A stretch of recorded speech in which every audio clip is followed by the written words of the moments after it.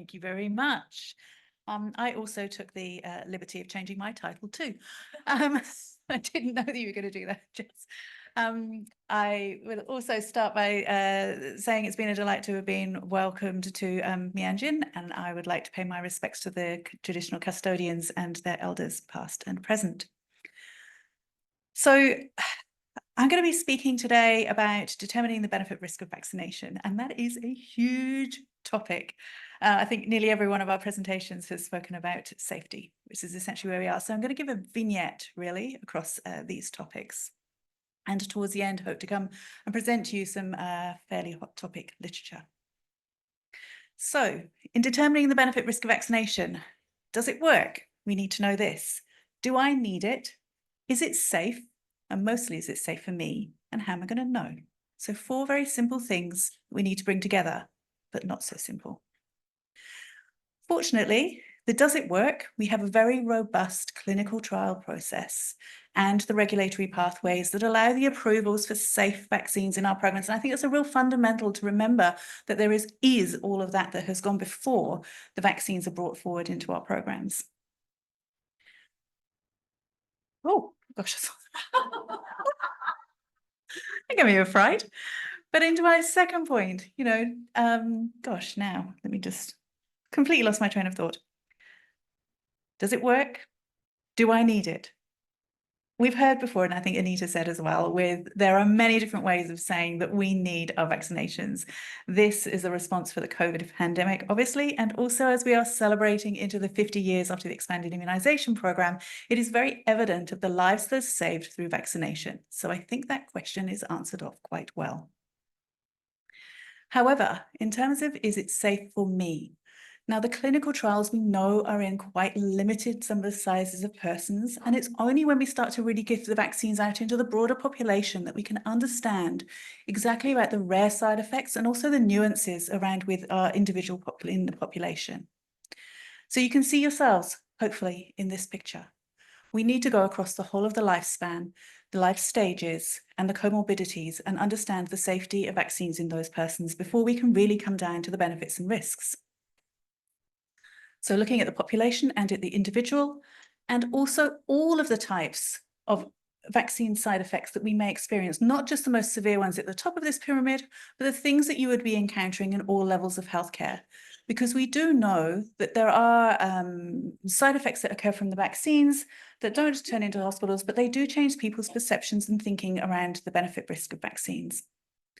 And last, we need it across all of our vaccines, all of the doses, all of the co-administration, all of the combinations, and that's a lot. So we want to be able to do all of this. And this is really important that we can gather and do this and provide the information, as has been mentioned by our previous speakers, to the persons who are being vaccinated. Fortunately, in Australia, we do this quite well. We have a long-standing history of being able to take our reports in from persons. There's a lot of participation that we have, both from our GPs and pharmacists, as well as being able to report into these systems, as well as from vaccinees themselves. We have the SMS surveys, so we actively go and ask people whether they have had any side effects from their vaccines. And also we have sentinel surveillance into the hospitals for the pediatrics in particular. So we give good information on our safety so that people can understand around the benefits and the risks, and they know what to expect, and they know also to how report if they have something they didn't expect.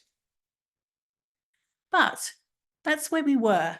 Now we can look at where we are now. We have so much more data at our fingertips. We have this absolute spread across so many different systems that we can bring together in many different ways to inform around benefit and risk of vaccines. We can link our data sets together. We can collaborate on a wide scale. And I did put it in about social media, but I'm really not sure. I think you're right. We're not really quite sure whether that's good or bad in terms of what we're gathering, but it is data and we can explore it. So ultimately, now with our real world evidence and our data that we can bring together, we can do so much more. So I'd like to give a couple of examples. This one, I'm very proud of the work that has been done by the Global Vaccine Data Network. It is challenging to be able to bring together different and dispersed data sources from across the globe. But in doing so, we can really bring some big numbers together. They're looking across 26 countries. It's going up to around about 40 in the future coming forward. So this is a great opportunity for us to inform not just in Australia, but also globally. This is a very busy slide. I don't expect you to see the detail, but it allows to see how we can visualize now quite simply with some statistical values across 99 million people and their experience. And this is just shown for neurological conditions because they are very topical at the moment. And what this is using is a very simple threshold way to compare what is observed post-vaccination to what we expected in the background. So the symbols along the top, which you need to expand out, as Guillain-Barré syndrome, transverse myelitis, Bell's palsy, etc. They do occur post-vaccination, but they also occurred in the community anyway. So we have to be able to do these comparisons on very large scales to be able to drill in as to what is of concern. Now, using the 99 million, we're able to affirm that we could pick up what was known. So the Guillain-Barré and the Bell's palsy, the first and third column were known, but we also were able to hypothesize maybe some new associations. What I would like to point out here is that whilst we can do this work, we are actually able to pick up incredibly rare associations of adverse events with vaccination. This is the level we are now able to work at. So using the data linkage to affirm this, we can show that it is less than 1 per million excess ADEM cases that we were seeing, less than 2 per million of transverse myelitis. So it's very important to know about our safety, but it's very important to know about the magnitude and scale at which it is occurring and put that into context with the benefit of vaccines. So we had some very good media coverage for this. 2 very rare side effects were potentially being detected. And the words of Jim Buttery, who leads the team that I work with, we can now demonstrate to the community that we've got this ability to look for the very rare side effects and rule them out. And this should be a very reassuring message. We don't want it to be a scary message like there's more side effects, but the fact that we can find it and we will look hard. So let's put that into context of risk benefit. I think we heard from earlier about our vaccine fatigue. Our perception of risk benefit changes over time, very much so. So in the early stages of a vaccine program, our perception is around the risk and the severity of the disease. We're feeling reassured as our vaccines come into play and we give them to lots of people with very minimal side effects. But then these rarer side effects, or the what about me? How is this going to impact me? The messages become slightly shifted as the balance of our risk perception changes. We've heard about, people may be thinking, well, I won't vaccinate for flu because maybe it's not that severe. It's maybe because we're not seeing it as much with our vaccination rates being high. Certainly that's the case probably with COVID. So we have to balance our risks and perception judgment all the time and inform accordingly.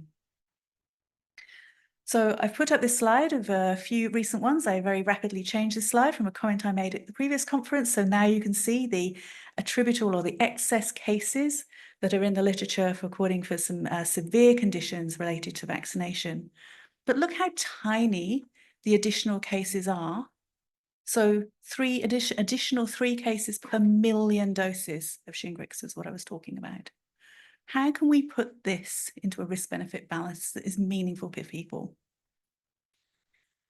This slide, just showing here on the last column, what you can see is the types of conditions I'm talking about are being shown to be associated with vaccine, but look at all of the things that are associated with disease.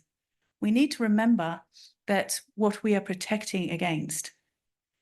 This is a slide of many, many numbers, but I love the way that the researchers here have presented it in absolute numbers here for you to show what the excess risk per million doses is. And this is for myocarditis that we know is associated with the COVID vaccines.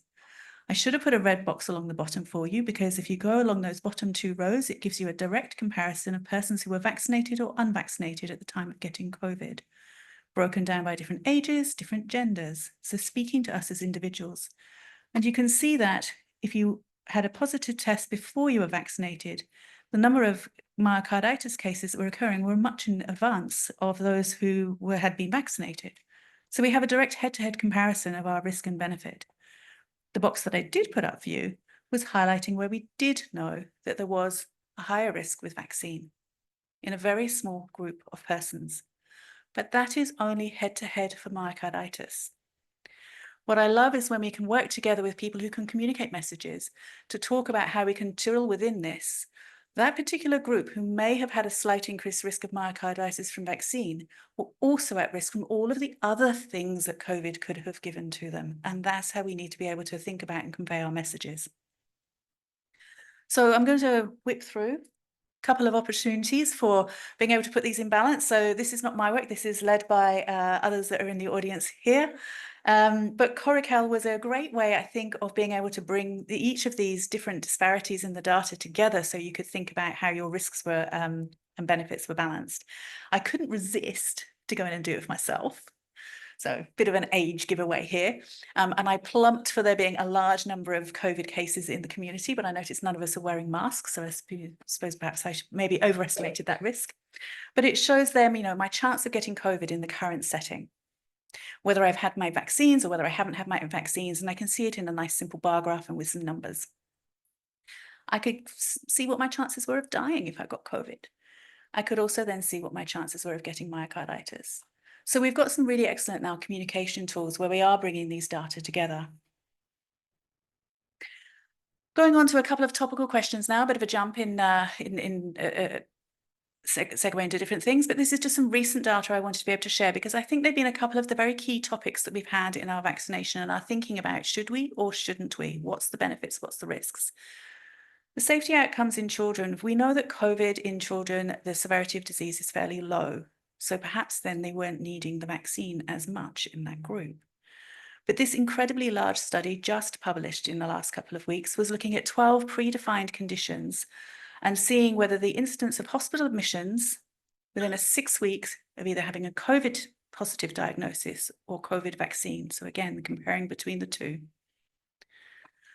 Now, what they were able to show this is for the 12 to 17-year-old age group. So it's that exact same group I was saying there was the higher increased risk of myocarditis post the vaccine, which is shown to you on that side.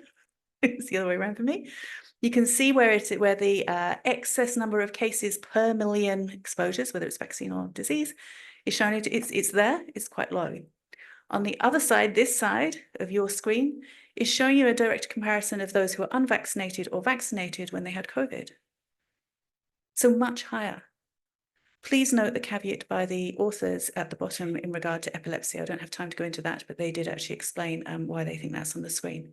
But I like the way that they were able to put this head-to-head comparison forward for us in children. I will just pop up here. It wasn't really worth showing on the graph because in the graph there was actually no excess cases of any of those 12 conditions post-vaccine.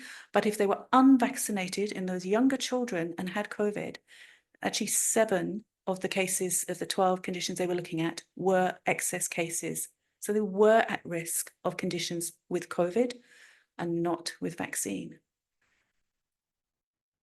So just putting up in their words exactly as written.